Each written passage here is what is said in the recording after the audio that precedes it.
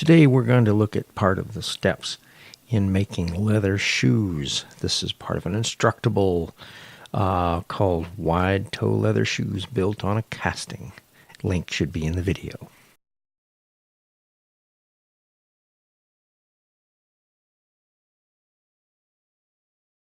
Here's a finished product. This is one of my first attempts. It's not the most beautiful, stylish shoe, but I think it'll be functional enough.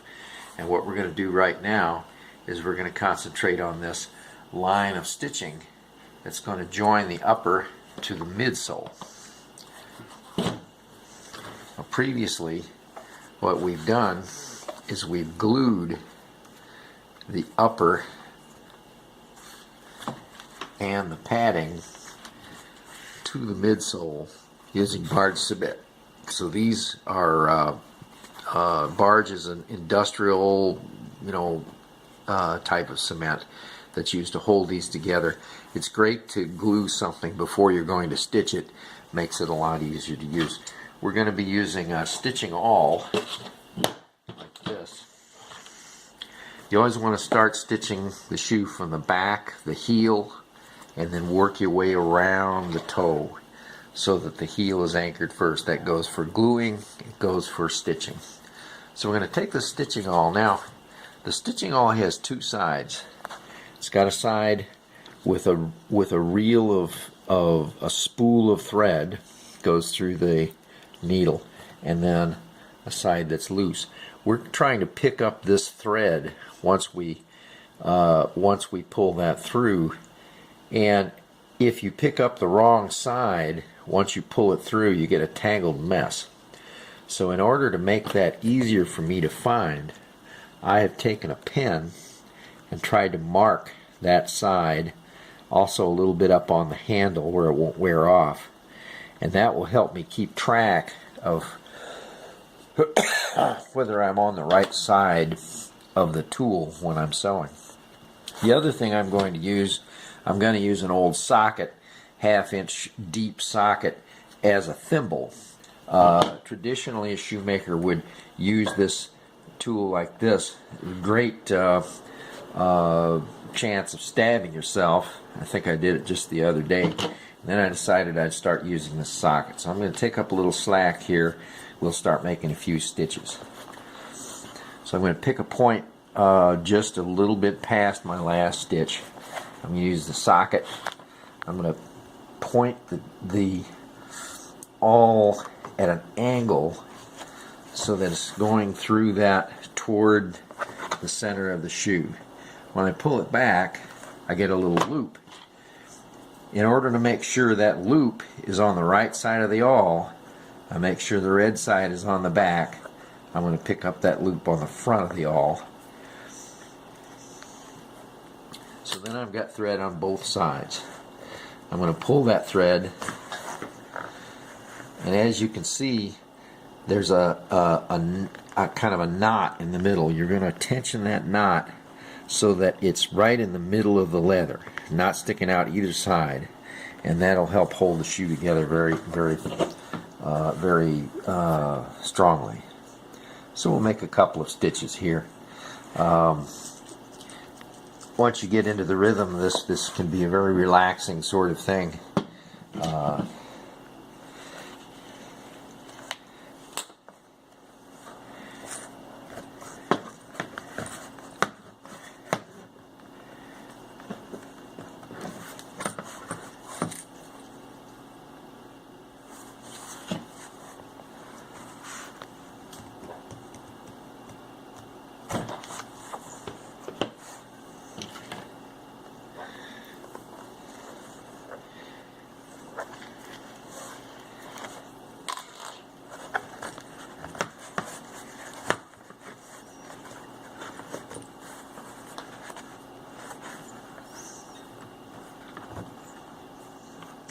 As you can see, sometimes we're tensioning two of these stitches at the same time when we're pulling things through.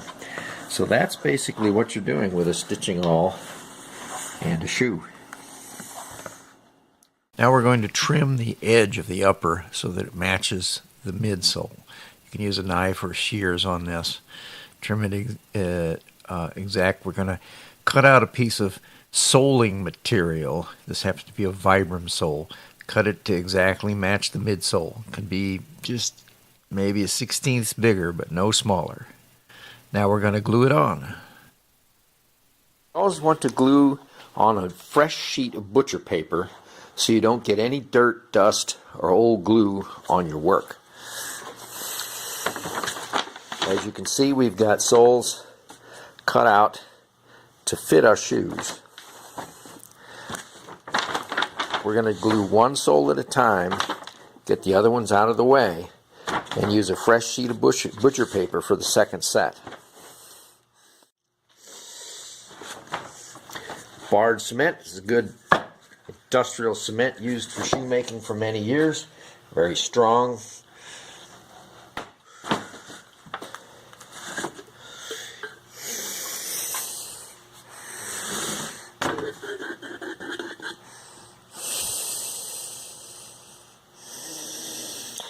Carefully get all the strings off of your glue.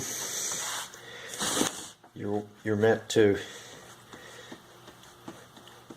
put the barred cement on very evenly without any puddles. This is pretty important. The puddles aren't going to stick as well because you want the barred cement to be fairly uniformly dry when you stick it together. Barred cement is a contact cement. It's not a glue in the sense of Elmer's glue. You're supposed to have two surfaces that have had a good thin layer of barred cement over the whole thing. You can even make it stronger by letting it dry and putting a second layer on. I'm going to put a bit of extra right around the edge. Make sure that edge is all wetted. We're going to let this dry for a specific amount of time. In normal conditions, this would be about 2 minutes. Right now I'm in a cold garage on a 30-degree day. It's probably 40 degrees in here.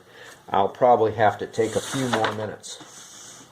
Now here's where you get glue all over your shoe. This smear of glue is going to get all over the outside of the shoe if we're not careful. I'm going to take a bit of barge, wipe it off, get rid of all the nasty strings that'll get all over everything. And then we're going to try to coat this shoe.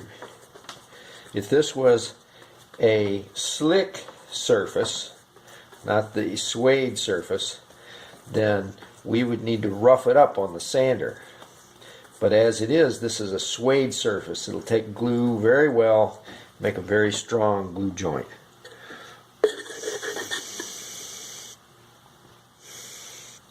You want to make sure we get all the way out to the edge so we don't get a talking shoe, but at the same time, don't slop a lot over the edges.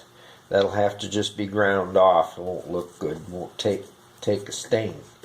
Eventually we're going to use a leather dye on the edge of here to get rid of this light colored mark, make it match the rest of the shoe.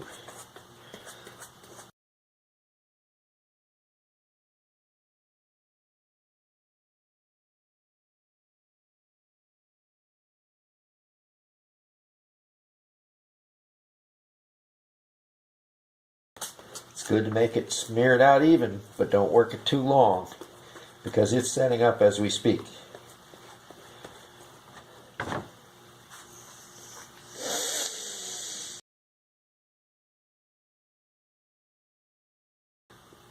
That's too wet right there. Still gooey. This is starting to get dry enough. Still got a few shiny spots. We're going to have to wait for this to dry.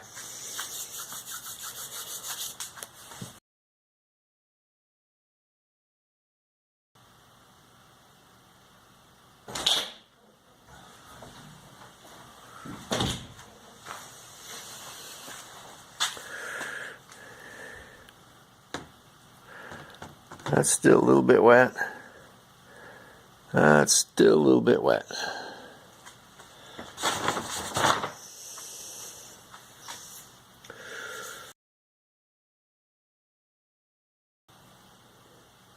Now we've got the glue so it's mostly dry, a little bit tacky. That's just where we want it. Watch that old glue there. I'm going to try very carefully to line it up with the shoe because we'll only get about one chance to stick it on.